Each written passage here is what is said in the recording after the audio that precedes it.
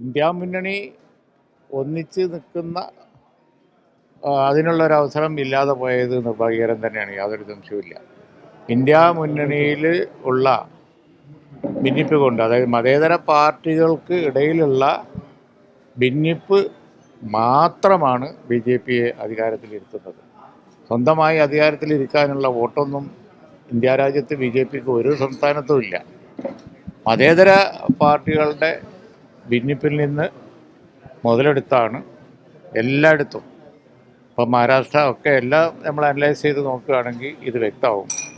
അത് ഇലക്ഷൻ ജയിക്കാൻ B J പിക്ക് അവസരം ഉണ്ടാക്കി കൊടുക്കുന്നു എന്ന് മാത്രമല്ല, തെരഞ്ഞെടുപ്പിൽ പലതരത്തിലുള്ള കൃത്രിമം ഒരു തരത്തിലല്ലല്ലോ, പലതരത്തിലുണ്ട്. പലതരത്തിൽ മഹാരാഷ്ട്രയിൽ ഇപ്പം ഇന്നലെ രാഹുൽ ഗാന്ധി പാർലമെൻറ്റ് പറഞ്ഞില്ലേ, അതുപോലെയുള്ള കാര്യങ്ങളൊക്കെ ഇന്ത്യ രാജ്യത്ത് നടക്കുന്നുണ്ട്.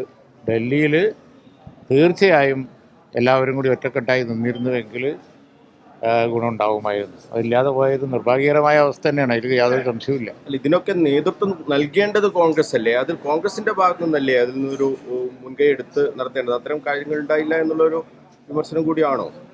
ഇല്ല, അങ്ങനെ നമ്മൾ കിട്ടിയ അവസരം ഉപയോഗിച്ച് ഒരു പാർട്ടിയെ മാത്രം അങ്ങോട്ട് കുറ്റപ്പെടുത്തിയിട്ട് കാര്യമില്ല. ഇതിൻ്റെ എന്താ അവിടെ നടക്കുന്ന സാഹചര്യത്തിൽ ആരൊക്കെ കുറ്റവാളികളാണ് എന്ന് എല്ലാവരും കൂടി ആലോചിക്കേണ്ടതാണ്.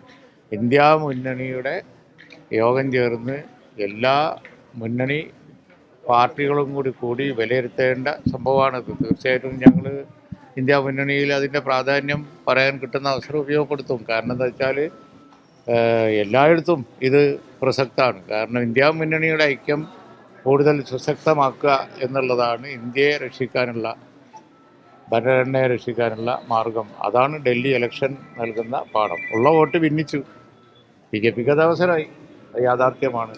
ഇത് ഭാവിയിൽ ആവർത്തിക്കാതെ ഇരിക്കുക, അതിനുള്ള മാർഗങ്ങൾ അടിയന്തരമായി ഇന്ത്യ മുന്നണി യോഗം ചേർന്ന് ആലോചിക്കണം എന്നാണ് ഞങ്ങളുടെ അഭിപ്രായം. പാർലമെന്റ് തെരഞ്ഞെടുപ്പിൽ മാത്രമുള്ള ഒരു സംവിധാനം എന്നതിനപ്പുറം നിയമസഭാ തെരഞ്ഞെടുപ്പിലേക്കും ഇതൊരു സംവിധാനമായി കൊണ്ടുവരണം എന്ന് തന്നെയാണ് ആവശ്യം. എല്ലാ സംസ്ഥാനങ്ങളിലും വ്യത്യസ്തമായ സാഹചര്യമുണ്ട്. പക്ഷെ അതും മറികടക്കാൻ ഇന്ത്യ മുന്നണിക്ക് കഴിയണം. അതായത് പരസ്പരം ഫൈറ്റ് ചെയ്യുന്ന കക്ഷികളാണ് ഇന്ത്യ മുന്നണിയിലുള്ളത്. ഓരോ സ്റ്റേറ്റിൽ എടുത്തു നോക്കുകയാണെങ്കിൽ അതൊരു വസ്തുതയാണ്. പക്ഷേ അതിനെ മറികടന്നും ഇന്നത്തെ സാഹചര്യത്തിൽ ദേശീയ പ്രാധാന്യം, ഭരണഘടന സംരക്ഷിക്കേണ്ടതിൻ്റെ ആവശ്യം മുൻനിർത്തി അതിനെ മറികടക്കാൻ ഇന്ത്യ മുന്നണിയിലെ കക്ഷികൾ വിശാല മനസ്സത കാണിക്കണം. കോൺഗ്രസ് മാത്രമല്ല, എല്ലാവരും കാണിക്കണം. ഇതിപ്പോൾ ഈ ബി ജെ പി ഡൽഹി കൂടി പിടിക്കുകയാണ് 27 വർഷത്തിന് ശേഷം. അപ്പോൾ അങ്ങനെ ഒരു പ്രതിരോധിക്കാൻ പറ്റാത്തൊരു ശക്തിയായി ബി ജെ പി മാറുന്നു എന്നൊരു അപകടം കൂടി രാജ്യത്ത് വരുന്നുണ്ട്. അത് എങ്ങനെയാണ് ലീഗ് അതിനെ കാണുന്നത്? അല്ല, അത് ഒരു തെരഞ്ഞെടുപ്പ് കൊണ്ട് എല്ലാം അവസാനിച്ചതൊന്നും ലീഗ് വരുന്നില്ല. കോൺഗ്രസ് തുടർച്ചയായിട്ട് ഡൽഹിയിൽ ഷീല ദീക്ഷിത് മുഖ്യമന്ത്രിയായിരുന്ന സമയത്ത് മാറി അങ്ങ് വന്നതാണ്. കോൺഗ്രസിൻ്റെ കുത്തകയാണ് ഡൽഹി ഉണ്ടായിരുന്നത്. ബി ജെ പി വന്നിട്ടുമുണ്ട്, ബി ജെ പി പോയിട്ടുമുണ്ട്. വന്ന ബി ജെ പി ഇനിയും പോകും. ആ തോന്നലൊന്നും ഞങ്ങൾക്കില്ല, അതൊന്നും നോക്കണ്ട. പക്ഷേ ഒരു തെരഞ്ഞെടുപ്പ് വിജയിക്കുന്നത് ലോകാവസാനമല്ല. ഇന്ത്യ മുന്നണിയിലെ കക്ഷികൾ യോജിച്ചാൽ ഇന്നും ഡൽഹിയിൽ അവർക്ക് മുൻതൂക്കമുണ്ട്. അതാണ് വസ്തുത. ഡൽഹിയിൽ ബി ജെ പിനെ അധികാരത്തിൽ എത്തിച്ചത് ഇന്ത്യ മുന്നണിയിലെ ഘടകകക്ഷികൾ തമ്മിലുള്ള പോര് തന്നെയാണ്. അല്ല, അങ്ങനെ നമ്മൾ എന്താണെന്ന് വെച്ചാൽ ഒരുപാട് ഘടകങ്ങളുണ്ട്. പക്ഷേ ഇന്ത്യ മുന്നണിയിൽ ഐക്യം ഉണ്ടായിരുന്നുവെങ്കിൽ ഡൽഹി ബി ജെ പി ഭരിക്കില്ലായിരുന്നു. അതായത് ഇന്ത്യ മുന്നണിയിൽ ഐക്യക്കുറവ് ഉണ്ട് എന്നുള്ളത് കൂടിയല്ല അതിന്റെ ഭാഗം. എന്താണ് ഇതിങ്ങനെ എടുത്ത് ചോദിക്കുന്നത്?